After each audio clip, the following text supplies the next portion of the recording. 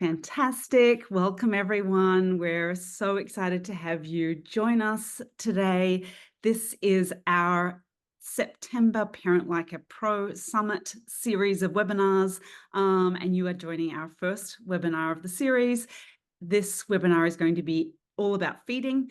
We're going to be talking about from first foods to toddlerhood. I'm joined by Kim and Kerry from Solid Starts, which we're very, very excited who we're very excited to have with us. So as I said, welcome to our first September Parent Like a Pro Summit webinar. My name is Dr. Natalie Barnett, and I am the VP of Clinical Research here at Nanit. I am joined today by Kerry and Kim from Solid Starts, and we're going to be talking about feeding today from first foods to toddlerhood. And Kerry, I am going to start with you. Would love you to tell us what are some, ideal first foods and what makes an ideal first food? Oh, I love that question. I think it's a great place to start. So there are many, many options for great first foods. A lot of times people ask, like, what is the best first food? Or what are a few best first foods? The reality is there are hundreds of best first foods. And like you said, there are certain characteristics that make foods a more ideal first food than other food, or more ideal early food for your baby than other foods. So tell us more about that.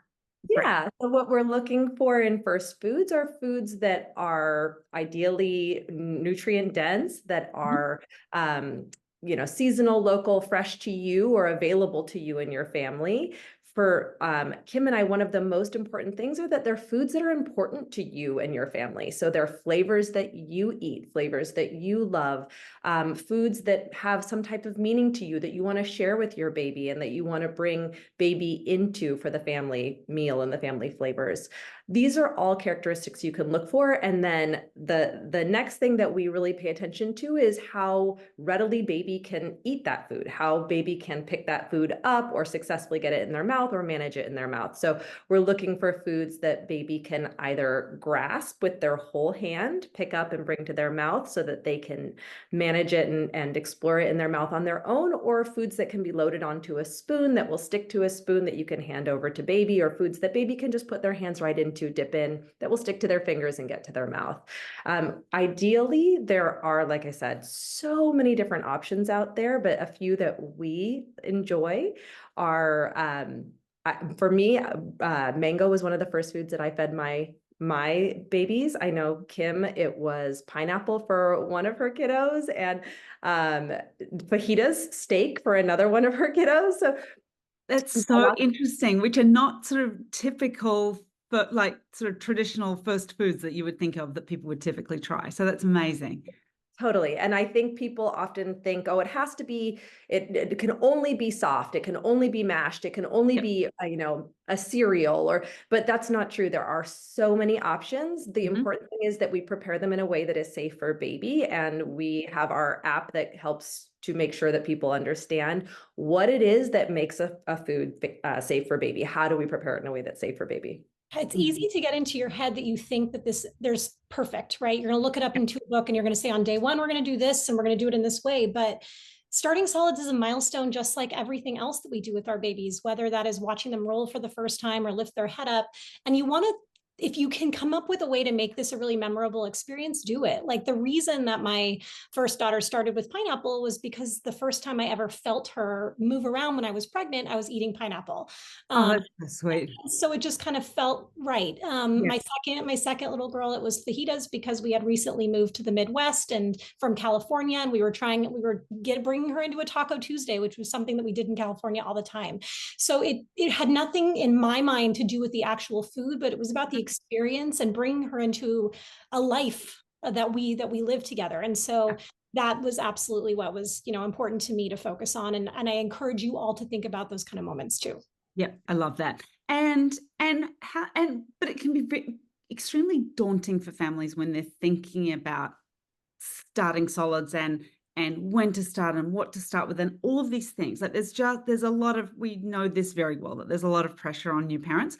Can you tell us, first of all, can you tell us a little bit about the best timing for starting solids and what you would be looking for to say that that my baby is ready to start solids? And then I would love to hear from you what it could look, how it could progress. What does it look like? Like, is it okay if they're on purees until 12 months of age, or do I have to start, giving them pieces of avocado when they're 6 months or whatever it might be? So I would love, Kim, Carrie, one of you to tackle that question if you don't mind. So Carrie, I'll hit on the readiness stuff and then I can pop it over to you. But interestingly enough, like many things in pediatric healthcare, there is no right answer in terms of when to start solids. Although you may read or you may hear from certain providers that there is a specific time, whether that is 4 months or 6 months or whatever. When you dig into the research, there really is no clear answer. So what we have found is that meeting your baby where they are at developmentally happens to align with also when their nutritional needs start to change. Mm-hmm. So if we look at the data, we know that around 6 months of age, your baby starts to have their iron stores in their body start to deplete. Now, I don't want anyone to feel like, oh my gosh, they turned 6 months in one day and they now have no iron, because that's not the truth. It is just a beginning of a changing of a nutritional need. Also around that same time, your baby is starting to show us developmental skills that they are able to engage and participate in mealtime. So as a parent, what you want to look for is that your baby is demonstrating these developmental skills. And when they are showing these skills, that's when you want to consider getting started with solids. So it's not about a date. It's not about them being a certain age. It's about them being able to show the skills that they can participate in the meal. So the first thing that we look for is we want your baby to be able to sit. Now, they do not need to be able to sit perfectly. You don't have to be able to they don't have to get into sitting by themselves. They don't need to be sitting and you walk away and they never tumble over. But if they're sitting on your lap or if they're sitting in their high chair, they can hold their body and their head and neck upright for at least 5 to 10 minutes for that meal. The importance here has to do with swallowing, chewing, and using all of those muscles in a flexible way. Yep. If the baby can barely hold their body up, they're not going to breathe well, they're not going to bring food to their mouth well, and they're not going to chew and swallow well. So we're looking for them to have that nice support in their body so they can do the more complicated thing of eating. The second thing we want them to be able to do is actually use their hands when they're sitting. Yep. Your 4-month-old may be able to sit up with you at the table or sit on your lap, but the second you give them something to reach for, they're like, it's a lot of work to use your hands and your belly at the same time. Mm-hmm. Your 6-7-month-old probably can grab something off of the tray, bring it to their mouth like a toy or food when we're talking about it, and they're not going to topple over. That tells me they're able to self-feed. Self-feeding is extremely important for decreasing choking risk and for keeping your baby engaged in the activity. Yep. Even if you want to go down a puree route, you can still help your baby self-feed the purees, which we will tell you will decrease their choking risk. And it just makes them more happy and engaged, meeting them at that third developmental component that we're going to talk about here, which is interest. Mm-hmm. Your 4-month-old baby most likely is going to fall asleep at the table. You bring them to the table, they're going to snooze. They might want to nurse. They're just going to kind of, maybe they'll care about being there for 2 to 3 minutes and then it's over. Your 6-month-old baby or 7-month-old baby is sitting there and they are like, I just saw Carrie pick up our coffee cup. The baby is like, what are you doing? Oh my gosh, I'm watching that go to the mouth. How do I do that? They're engaged. They're interested. Their brains are saying, I think I can do that. I want to do this. Put me in coach. Yeah. So at that time, they're able to sit, they're able to bring food to their mouth or toys to their mouth, and they're engaged and interested. That is when their brain is saying, I'm ready to learn this. Let's go. Yeah. So letting them feed themselves, whether it's food or purees, finger food or purees, also engages that curiosity and that desire for them to learn by doing, which is so important for everything that they do in those first early years of life. Amazing. I love it. And one of the things that thinking about when you start solids, one of the things that that frustrates me a lot, hearing from, parents and even from pediatricians, thinking about tying starting solids to sleep. When you start solids, your baby is going to sleep, or when when your baby is eating well during the day or is eating solids, it means they're going to be sleeping well at nighttime. And those two things are really just not correlated at all. For a lot of babies, it kind of happens around the same time that they're starting solids and they start to sleep these longer stretches. But as a sleep researcher, we know that those things are not really related. So it can be frustrating to hear parents want to start solids earlier than their baby may be ready to, because they think it means their baby's going to sleep longer, and it's not necessarily the case. Would you agree with that? Yeah, I'm going to jump on what Kim was saying and what you just said, Natalie. It's a developmental skill that we're building in terms of learning to eat and sleep as well, but in terms of learning to eat especially.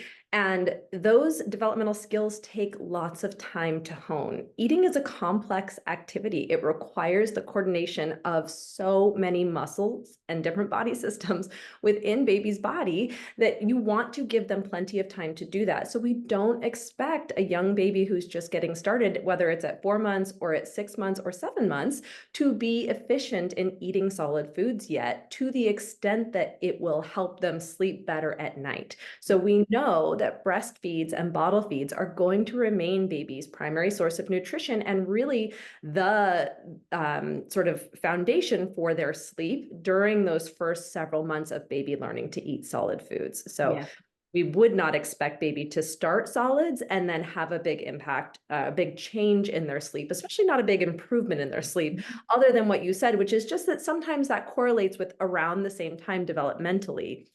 But we usually expect baby to need at least 3 to 6 months of consistent practice learning how to move food around their mouth, chew the food, break down the food, feel the food, know if it's too much, know if it's moved somewhere it shouldn't be, before they can successfully eat enough to gain good nourishment from the solid foods. So that's kind of the foundation of why, like you said, that's a myth that those two things will go together necessarily. And not to mention their gut is not so happy sometimes when you first start solids. So your baby may end up with more gas. They may end up a little more constipated. They may end up pooping all the time. And there's nothing wrong with that. It's expected. Their gut's just getting used to something really different. So the changes in what's going on in their gut may also impact their sleep. Totally. Yeah. And so, and we know that, from our data and research, that we can see that, when babies start solids, it can be a time that their sleep is a little more disrupted. It's not necessarily a time where their sleep, where their sleep is consolidated. But that said, one of the things that we are super proud of is our sleep schedule generator. And I don't know if any of your folks have seen it, but I know that we can put a link to it into the chat, because we know that one of the things that parents really struggle with is, to your earlier point, Carrie, look, that balance of solid food and milk feeding, and just sort of making sure that we're getting the right amount of milk and the right amount of solids at the right time. It can be, it's very easy to be, cutting down the milk intake too quickly, or, ramping up the solids a little too quickly. And so we have developed a sleep schedule generator where we're combining feeding. It's a feeding and sleeping schedule throughout the day, so that you can time those milk and solid feedings and sleep, because it becomes very overwhelming thinking about this schedule. Now you've got the baby sleeping 3 times a day. I've now got to add in solid feedings as well as do milk feedings. Like, when do I do all of these things? And our sleep schedule generator is a really nice free tool for folks to sort of have a look at, when they could be, adding those, solid feedings and milk feedings, so that they're still maintaining those, that nutrition from their milk, whilst sort of fairly consistently starting to ramp up those solid feedings, because it really can be a very, very tricky time. Not to mention then the added pressure on top of that of, what do I feed this baby? Like, what am I supposed to be doing? Do I do purees? Do I do, baby-led weaning? Do I do, there's so many different permutations and combinations of things that are, of ways to feed our babies.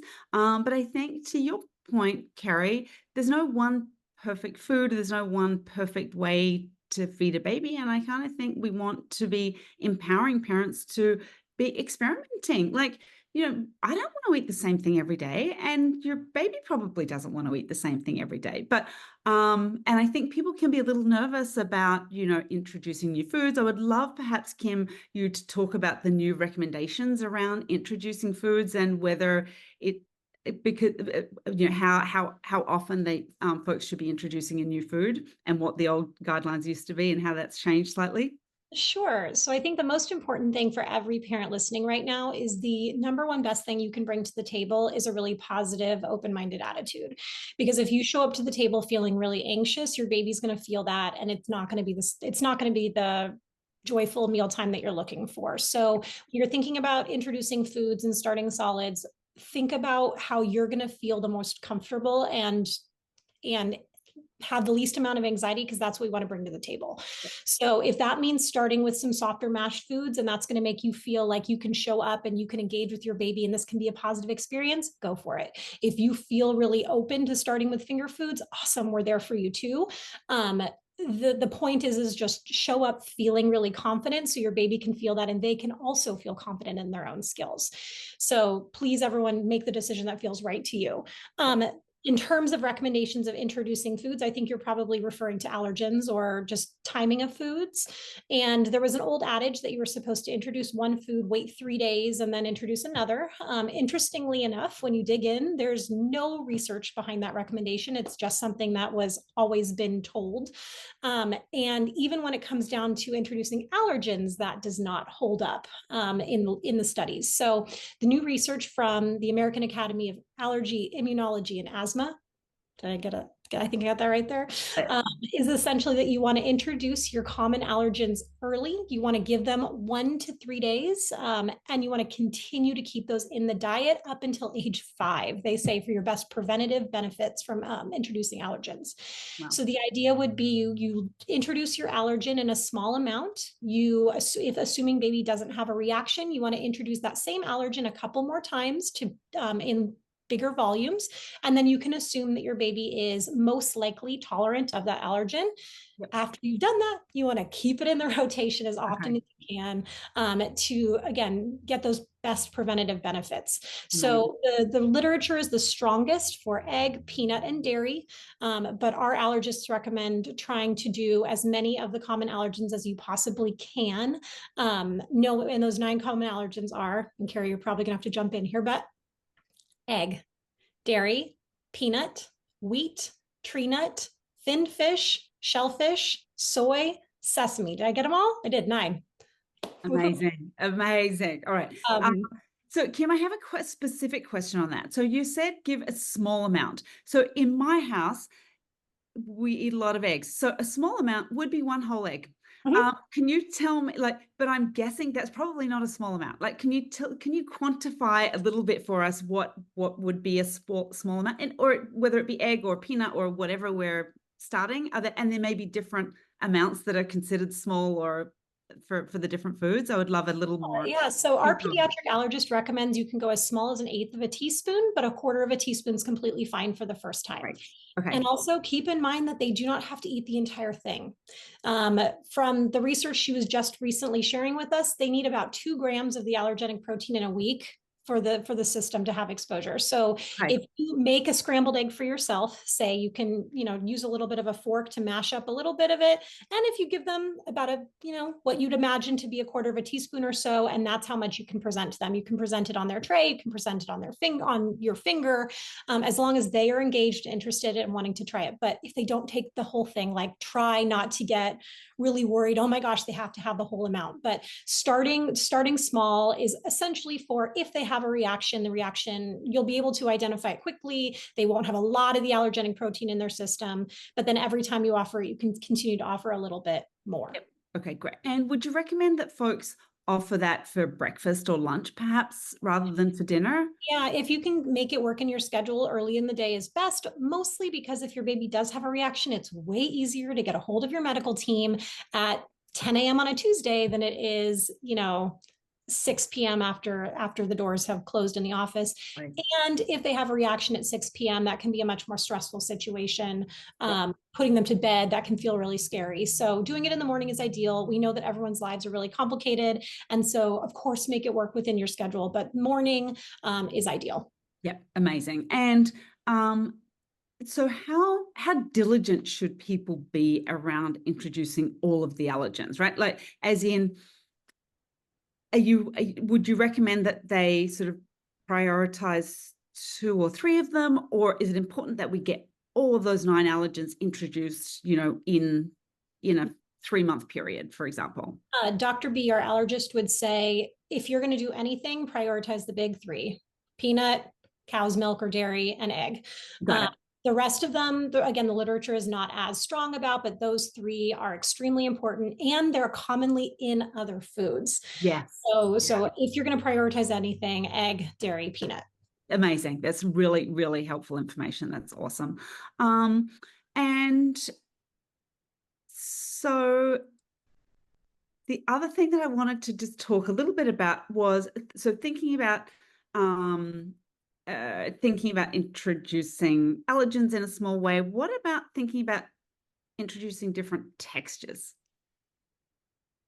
Not So necessarily, not necessarily allergens, but thinking about how do we transition from, just if you are just doing purees to then thinking about something that is more textured, whether it be mashed or more, a chunkier stew or a chunkier soup or something.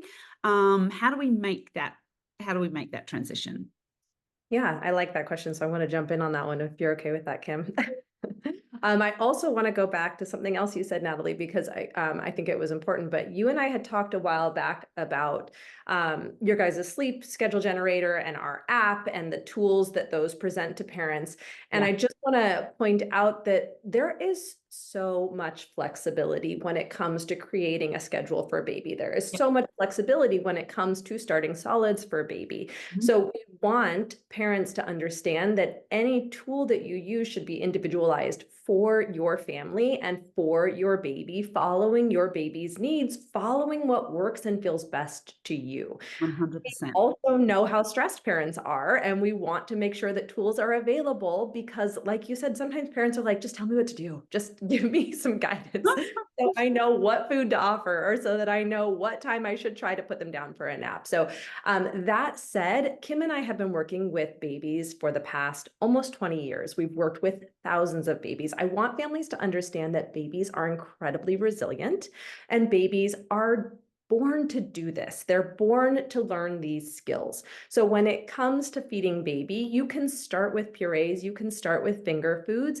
but we know that there's a window of time where baby is most open to learning to chew.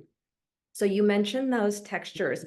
Yeah. We want baby to experience textured foods. So that can be mashed foods at first, but even more so, we want baby to experience foods that have a little resistance, that are actually going to push into baby's gums, that help to really trigger their natural chewing reflexes sometime before they turn 9 months. Ideally, we want to start right around 6 months, as soon as they're showing those signs of developmental readiness, because that gives them the most amount of practice before they get closer to 9 months, when the research shows that it becomes slightly more challenging for babies to learn the important skills of chewing and tolerating textures in their mouth. It doesn't mean that they become completely unable to learn those skills. It just means it gets a little bit harder past 9 months, according to the research, for most babies.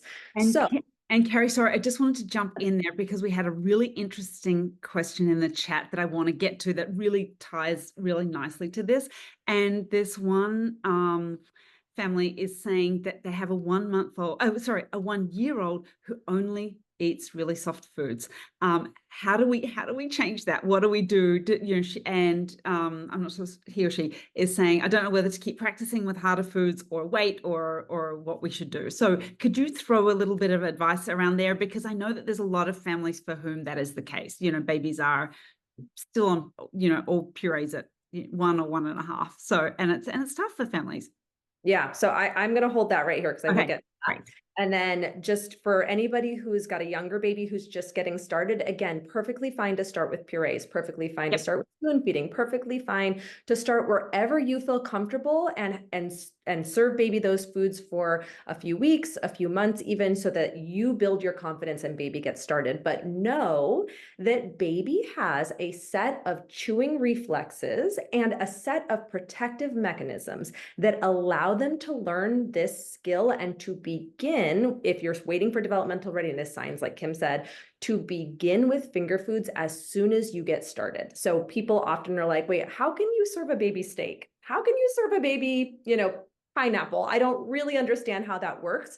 It works because babies have a natural set of chewing reflexes. When the food touches those surfaces of the baby's gums, of the baby's tongue, it triggers those chewing reflexes, which happen automatically. Reflexes they just happen. You touch a space and those reflexes kick in. So baby doesn't have to know how to do it. They naturally begin to make chewing motions, just like you and I chew.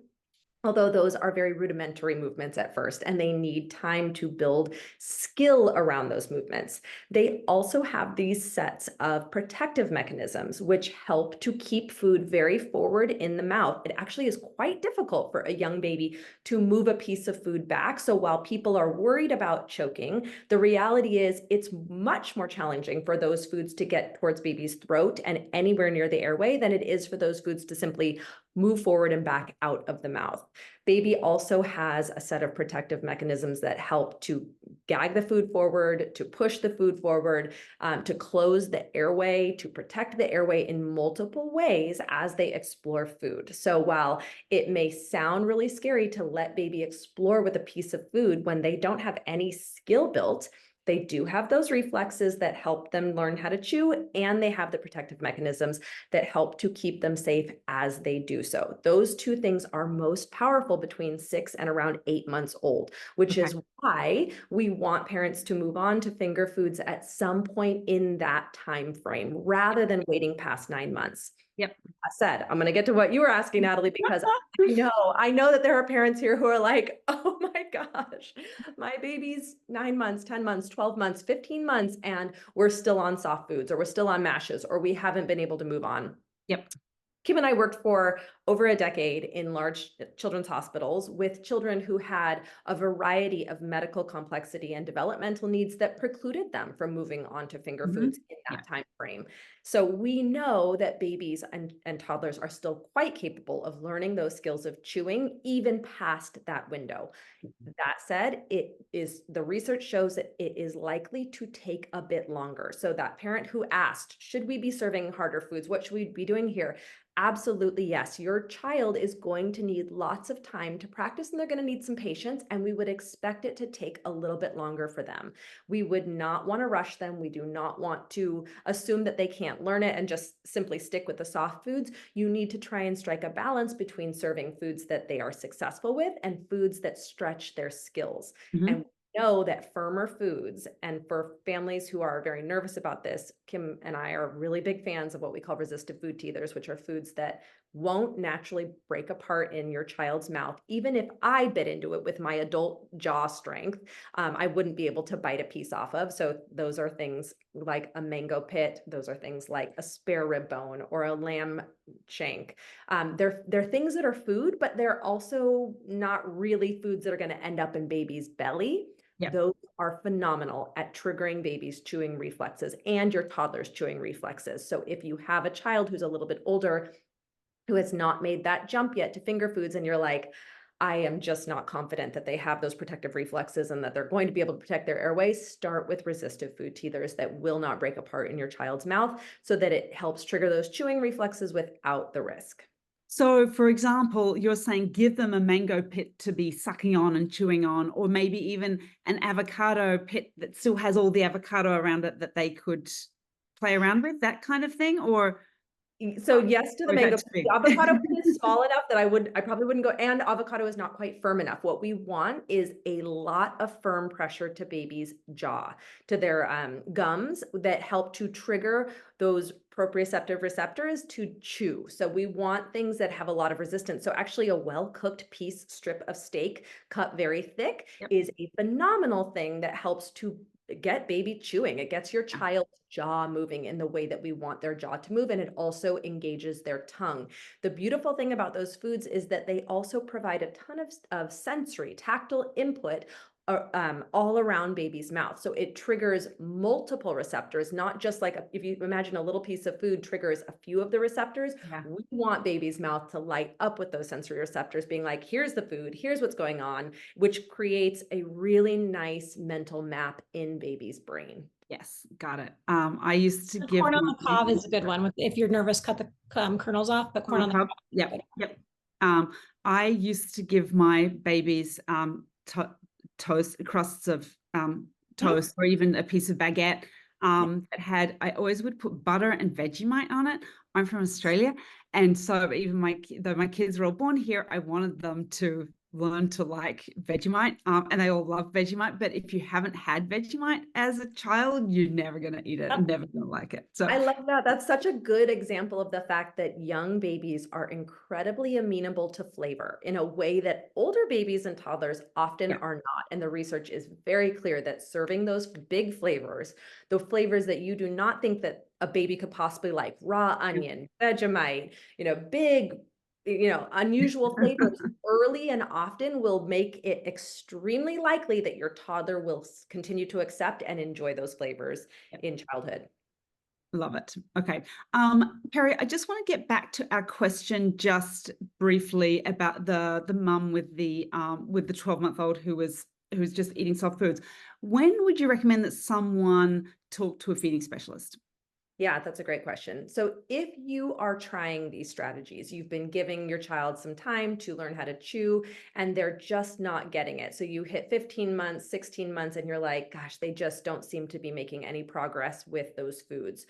Or if in the next few weeks you continue to try and you're like, wow, they're really gagging. They are so uncomfortable. If they're incredibly resistant, so you can't even get them trying because they are so resistant to trying those foods. All they want are these other softer foods. That suggests that it would be a great idea to reach out to somebody who can provide you a little bit more individualized support, because a little bit of support can go such a long way to getting over the resistance so that your child can build those skills. Because we know that it's practice that helps to build those skills. So if they won't practice, or if they're like gagging so much that they can't practice, or if you've been practicing for a month or two and you're just like, we're not making the progress that I was hoping we would be making, those are all reasons to go ahead and reach out to a medical provider in your area for a little bit of feeding therapy or a little bit of a feeding evaluation to figure out, is there anything that's blocking this and how do we get baby going?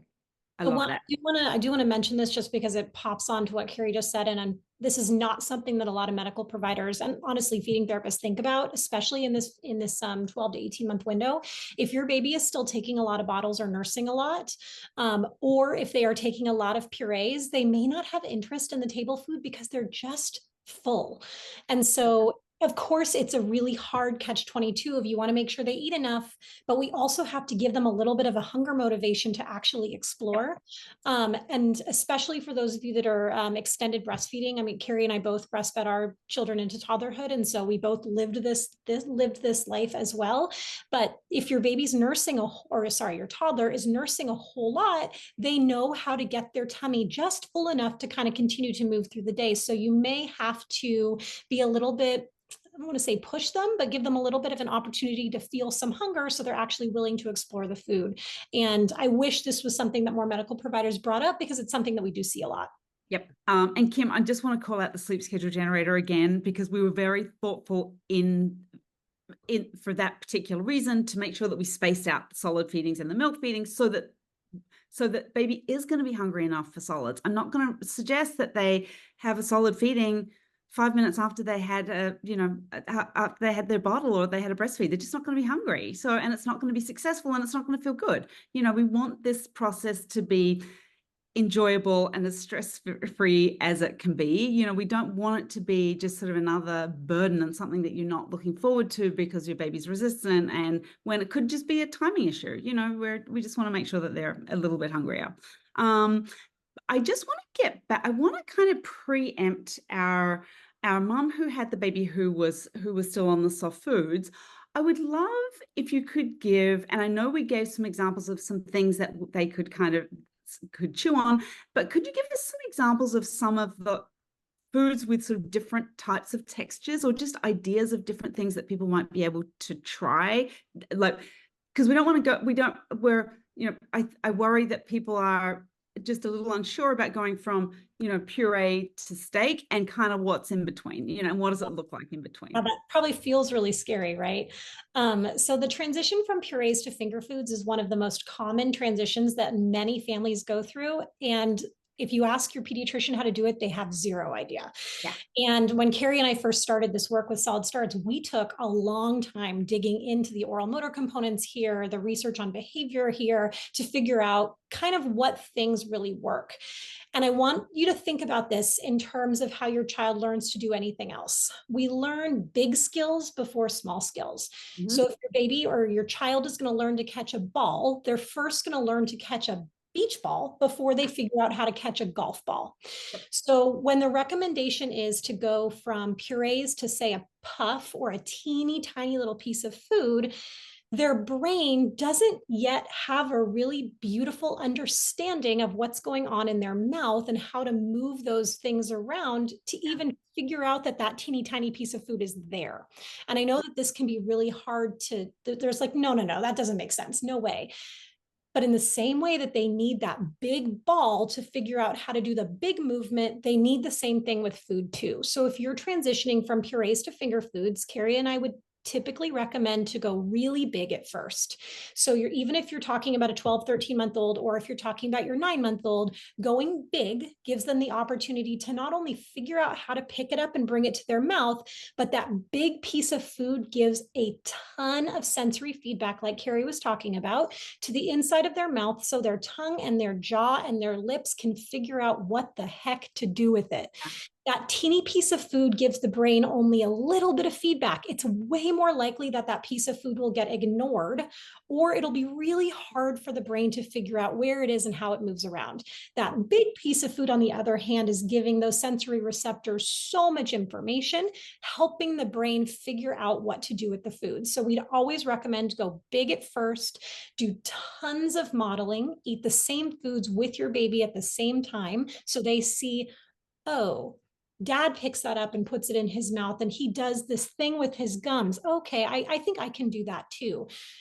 Trigger those mirror neurons so your baby is looking at you and trying to do the same thing and mirror those same activities. Yep. So that could be things like perhaps like a whole banana, or like a steamed potato cut in four, Yeah. or steamed sweet potato, or something like those kinds of things. So I want to just clarify, you can go straight from mashes and purees on the spoon to the steak. I know this sounds crazy to people because it seems like so disparate, such a jump. And I think there was a question like, well, what if they have teeth?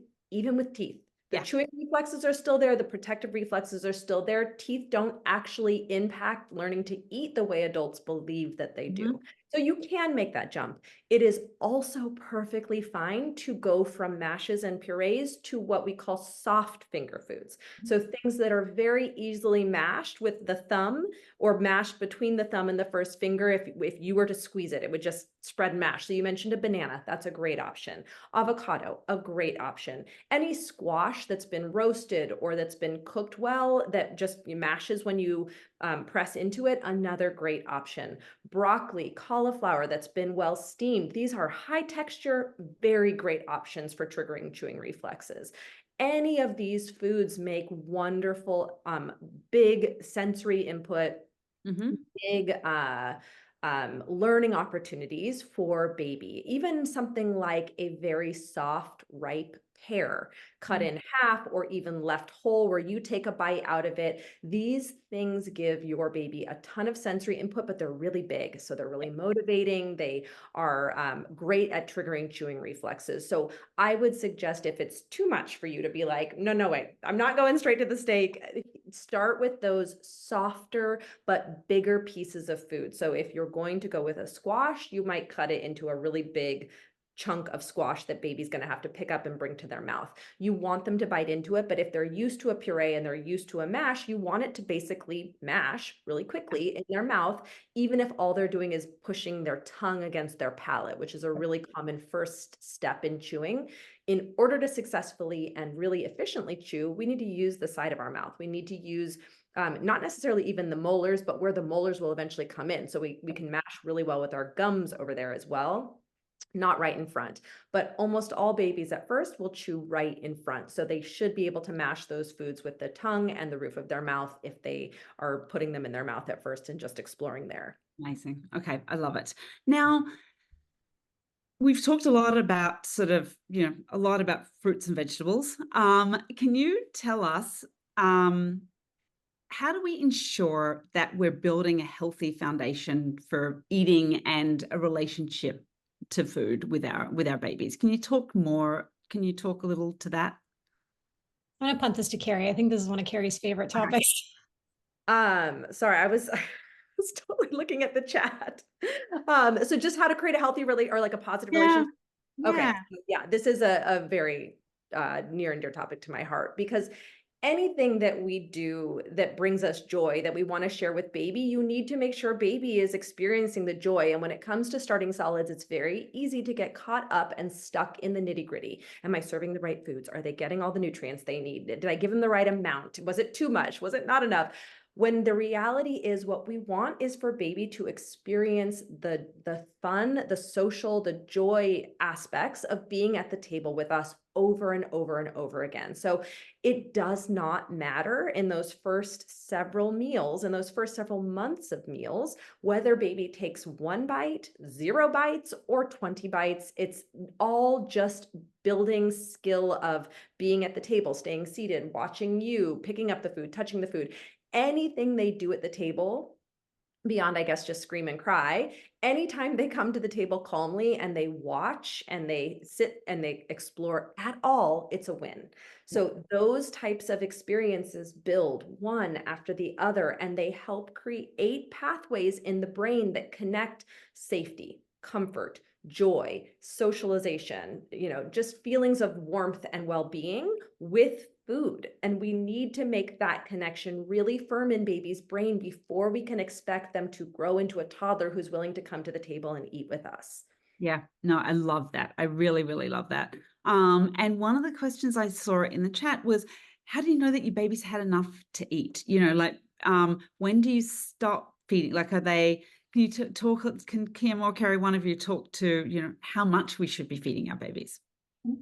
I think there's, especially when we're used to a culture of baby food that you buy in a jar, your brain thinks, well, if they're selling me a jar of baby food, it's this big, they're supposed to have this much food. And in reality, there is no right amount for your baby to have. The right amount for your baby to have is to meet their engagement and their hunger. So in the beginning, when you first start offering solids, I would say from 6 to even 9 months old, your baby's not eating because they're hungry. They're eating because they're curious about what's in front of them, in the same way that they want to put your shoe in their mouth. They want to put the food in their mouth because they learn through their mouth. So they have their breast or bottle feed. You wait 30 or 45 minutes. So they're not totally full, but they're also not starving. Yep. And they're exploring food as a learning opportunity. You give them one thing off of your plate, you give them a little bit of puree on a spoon, and you just watch and you respond to their engagement. Your baby will tell you, most likely very clearly, when they are done. And that might mean that they start throwing. That might mean that they're doing the famous windshield wiper of the food all over the table. They may start fussing or crying or turning their head away. That's their way of communicating, hey, I'm all done. Yep. Whatever they have eaten is enough. Yeah. I know this is so hard to hear. And I can't tell you how many parents, because when we were featuring my second daughter a lot on Solid Starts, people would ask, how much is she eating at certain ages? And I couldn't even answer the question because that was the last thing I was paying attention to. So if you can try to remind your brain that this is an experience about learning, and no matter how perfectly nourishing and iron rich the foods are that you offer, if your baby doesn't have the interest and the skill to eat it, they can't get the benefit from it. So right now you are focusing on learning and building skill. Around 9 months of age, a lot of times we start to see babies swallowing more food. That's great. You're still not going to be giving any certain amount. You're not measuring spoonfuls. You're looking at how much they are interested in taking and listening to their communication. At this age too, we also start to see babies maybe just get a little fussy, and you can actually provide them a little support to continue. If they've only had a little bit and you're like, I have a feeling they're still hungry, maybe they just need to move to your lap so they feel a little bit more connection and then they continue. Maybe they just need to get out of the chair for a minute because they have a diaper rash and they're uncomfortable sitting. You can kind of read your baby's communication and say, are they really full, or do they just maybe need a break, and try again. But if they continue to throw, if they continue to fuss, if they continue to wield windshield wiper, they're saying they're all done. And that's okay. Remember, you still have your breast milk and formula, so you have that nutritional safety net to supplement whatever they're getting from solid food. But just try to listen to what your baby is telling us. Like you were talking about a positive, good relationship with food. Continuing along the lines of what Carrie was saying, the more we try to push babies to eat more than their body is telling them, that's causing them to override some of those natural cues that their body is telling them. We're all, as adults, not all. Many of us adults are not very good at listening to our own satiety cues. I know I'm not. And if we can help our babies learn to respond to those early on, the hope would be as they continue to get older and become more independent eaters, they'll be better at listening to their bodies, because that is the goal, right? I love that. I love that, Kim. And the other thing that I see parents do a lot is keep their babies in the high chair way too long, right? Like we want meal times to be joyful, and we want it to be fun for parents and for babies. And if baby's stuck in that high chair for 30 minutes, 40 minutes, an hour, it's not a lot of fun for them. And it will end in tears and will not end well. So I like to encourage families to have that, move things along, like have that meal sort of, fairly quickly, so that you can then go on and do the next thing, whether it be play together or hang out together or go outside or do whatever you want to do. That we want to remind families that this should be a, joyful, happy experience. And, sometimes we're very focused on making sure they get enough or they get the right things. And they're throwing, to your point, Kim, they're telling us they're done, but we just keep trying and keep them there way too long. And we have this idea in our head of what a meal is. And it's like you're thinking about sitting with adults. And a baby has like maybe 5 minutes in them in the beginning, maybe, so you're lucky to sit for 10. Yeah, exactly. Okay, now I wanted to switch gears a little bit, and because we get a lot of questions about this, and I'm sure you do too. I want to talk a little bit about the transition from formula or breast milk to whole milk. Can you tell us a little bit about your recommendations around that switch? Do they need to do that switch? When should they do that switch? And what could and should it look like? I'm happy to weigh in on that one. Right. So we know that babies should be receiving breast milk and or formula as their primary source of nutrition through around 12 months of age. And most of the medical bodies agree that after 12 months of age, baby now should be getting more of their nutritional needs met through solid foods, partly because of what Kim said earlier. Their natural stores of certain nutrients become depleted across that second half of that first year of their life. So we need solid foods to add some of those nutrients back in. But that said, we are not looking to transition baby from breast milk and formula to cow's milk. Or to any type of a dairy, iron fortified or calcium fortified alternative. What we are looking for is to transition baby from breast milk or formula to solid foods and a beverage. So that beverage can be whole milk. It can be a calcium fortified milk substitute. It can also just be water if baby is getting all of the calcium and the vitamin D needs met through solid foods. That's amazing information. I really, really love that. And I think it's not spoken about enough. And I think there's a lot of pressure on folks to be transitioning to whole milk and then just ramping up and giving way too much whole milk, So I think it's great to hear that there's that they can get all of their, their nutrition from, from foods if you're thoughtful about it, right?